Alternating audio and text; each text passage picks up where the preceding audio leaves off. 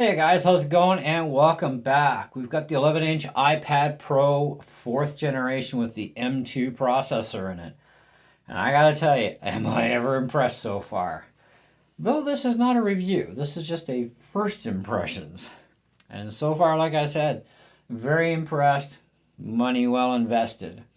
I got this from my cell phone courier because I don't have that kind of money to dish out in one shot. So monthly payments of $54 a month is not a bad deal.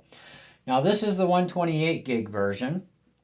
Now, most cell phone companies are only going to carry one or two different versions of any given laptop. In this case, we've got the 128 available to us and the 256, and the 256 is only $5 a month more. However, was not in stock, and I was a little impatient and not willing to wait for 1 to 2 weeks, or it could be 1 to 2 months, depending on Apple's stock, because they're going to have to order direct from Apple. But I thought, well, I only use 32 gigs worth of space in my 7th gen iPad, and it's a 128 gig. And I'm probably not going to use more than maybe 60 or 70 gigs on this one in total. Because this opens you up to a whole lot more adventure than you're going to get in any other iPad, other than the 5th gen does have the M1 processor, right? And I was looking at that one because it was only $40 a month, but then I thought, well, for an extra 14 I can get this, or an extra 19, $20 I can get the 256 gig version of this.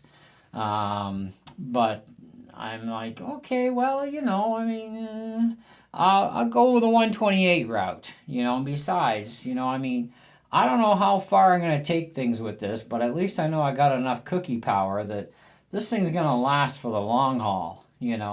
And that's a good thing because we want our gear to last us as long as possible before having to replace it because Apple stuff ain't cheap, right?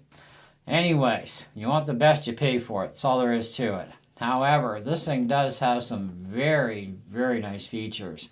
Liquid Retina display, 11-inch diagonal, of course, LED backlit multi-touch, IPS technology, 2388 by 1668 resolution at 264 pixels per inch. Anyways, we have ProMotion technology, not XDR. If you want XDR, you gotta buy the 12.9-inch one. That's got XDR, okay? Among other features that this one wouldn't have. So if you want the very top drawer, be prepared to empty your wallet and mortgage the house. No, it's not that bad, but it's expensive either way. But we do have ProMotion technology, wide color P3 on this, true tone, fingerprint resistant olophobic coating, fully laminate display, anti-reflective coating as well, 1.8% reflectivity, SDR brightness at 600 nits max, which is quite bright, by the way. Supports Apple Pencil 2nd generation and Apple Pencil hover feature, something new that they've brought into the iPad. The M2 processor in this is actually an 8-core CPU with 4 performance cores, 4 efficiency cores, 10-core GPU. Sounds like a MacBook Air to me. Anyway, 16-core neural engine, 100 gigabyte memory bandwidth. Now, models that are between the 128 and the 512 only have 8 gigs of RAM, which is quite a lot of RAM for even an iPad because they don't really use a lot of RAM for iOS and compared to Mac OS, right? And those applications. However, if you get the 1 or 2 terabyte version of this machine, or even the other, you will get 16 gigs of RAM, which is like idealistic for a desktop machine for sure, because you're going to need 16 gigs or more for a desktop. Anyways, for our media engines, of course, we do have hardware accelerated H.264, HEVC, ProRes RAW, video decode and encode engines, ProRes encode and decode engines. Our camera on the back is a wide and ultra wide, 12 megapixel with a 1.8 aperture, ultra wide 10 megapixel, 2.4 aperture, and 125 degree field of view. 2 times optical zoom out, with a 5 times digital zoom up. Okay, so that's pretty good. 5-element lenses, wide and ultra wide. True tone flash, panorama up to 63 megapixel. Autofocus and with focus pixels wide, smart HDR4, wide color capture for photos and live videos, etc. Advanced red eye correction. The list goes on and on. Image formats captured as HEIF and JPEG. We can do 4K at 24, 25, 30, or 60 frames per second wide, 1080p at 25, 30, or 60, 720 at 30, ProRes video recording to 4K at 30, 1080p 30 for the 128 gig storage version. 2 times the optical zoom out, of course. This is all the back camera. Audio zoom. Now that's an interesting little feature. Never tried something like that before. There's a lot packed up into this. I mean, it continues and continues, right? And it's a true depth camera at 12 megapixel. You got your video calling, your audio calling, that sort of jazz. 4 speakers, 5 studio quality mics for video recording, audio recording, calls, that sort of thing. And it's like, man, I don't know what I'm going to do with 5 mics, But we'll see how it works. I've got some testing videos we're going to be doing and all that jazz. We will get to a review, obviously, within the next little bit.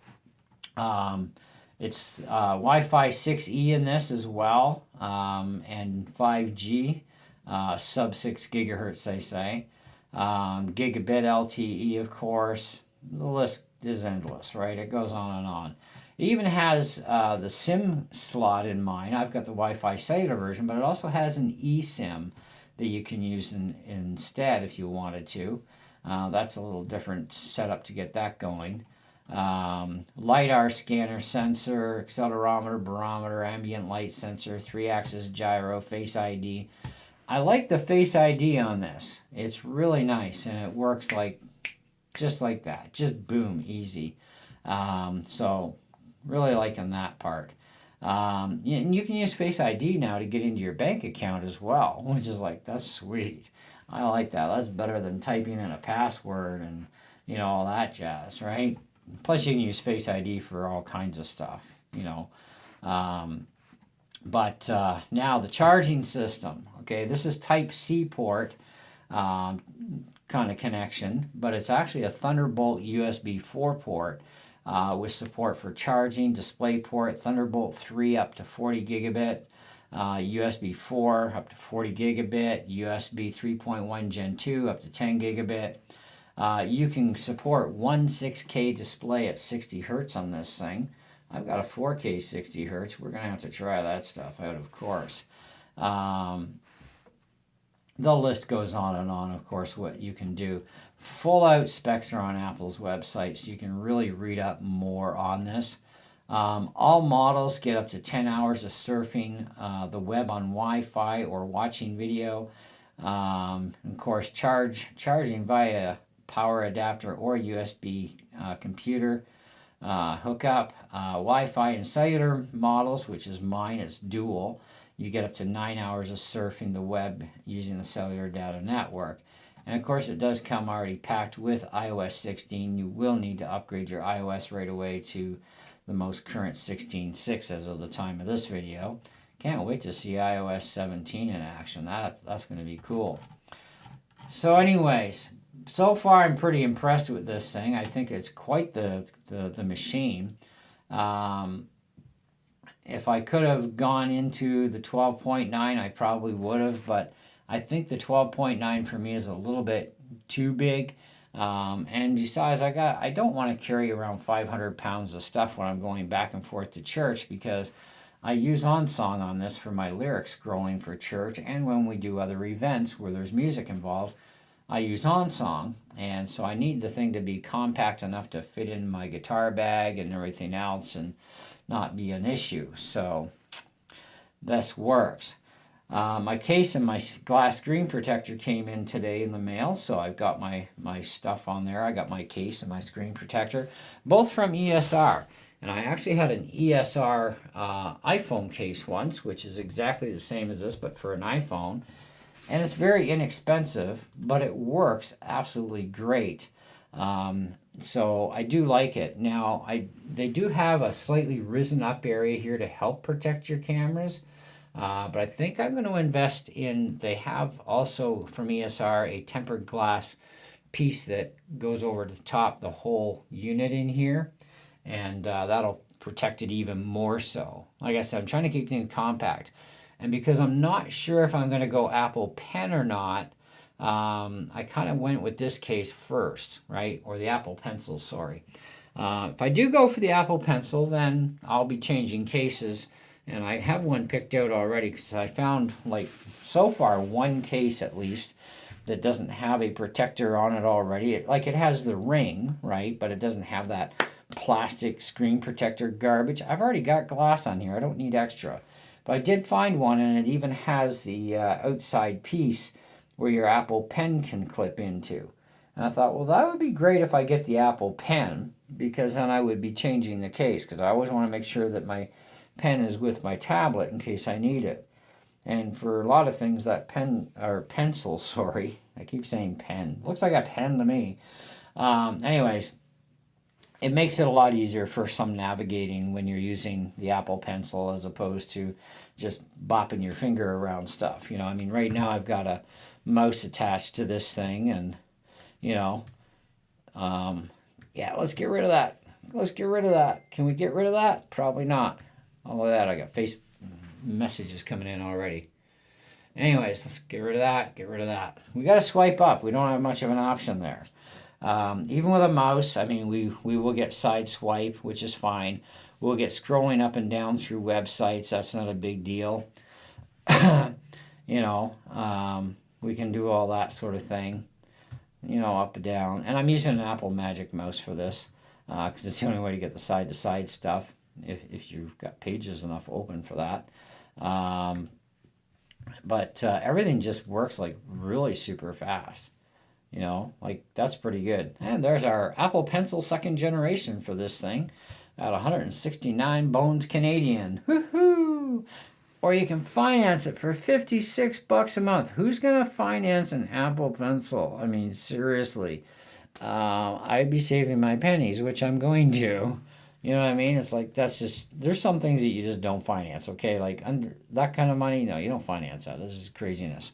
But again, we're still back to the same old thing here where, even with a mouse or a trackpad, you're still going to have to manually close your apps in the background or windows, right? Because as long as they're there, they're sucking up RAM and performance from you. Anyway, but overall, I am pretty impressed, but I can't give you any kind of score or rating at this point because, like I said, it's not a review. So check one out for yourself. I'm sure you've got a local computer store near you or a Best Buy that you can walk into and try out an Apple iPad and check out this 11-inch one. I think it's definitely going to be suitable for pretty much about anybody. And having that M2 processor in there, that's pretty flipping good, man. I've heard a lot of YouTube channels talk about the M2 chip in here being, like desktop chip in a iPad, right? And it's like, yeah, it seems that way to me too. It's like I said, it's like having a MacBook Air, with the spec wise, and except no keyboard. But anyway, more research, and I finally picked this one. We will have some videos for you on different aspects of running an external display and doing this and doing that. We'll record some guitar and vocals with it, see how that does. We'll do an audio test for output, see what it sounds like, that sort of thing. But today is just kind of running through the basics because that takes long enough as it is. So do stay tuned for more. But yes, I am definitely impressed so far, and I'm pretty sure you would be too. Like I said, go check one out for yourself and go from there. Check out tons of YouTube videos as well. And go to the Apple website for the full tech specs because that's really going to help you out the most as far as picking the right iPad for you as well, because this may not be for you. or if you need the horsepower, this is definitely one of those options for sure. And both iPads in the 11 and the 12.9 both come right from 128 right up to 2 terabyte. And like I said, when you go that 1 or 2 terabyte models, they automatically give you 16 gigabytes of RAM in there. So anyway, that's it. That's all. Thanks for watching, and we'll catch you on the next one. Ciao.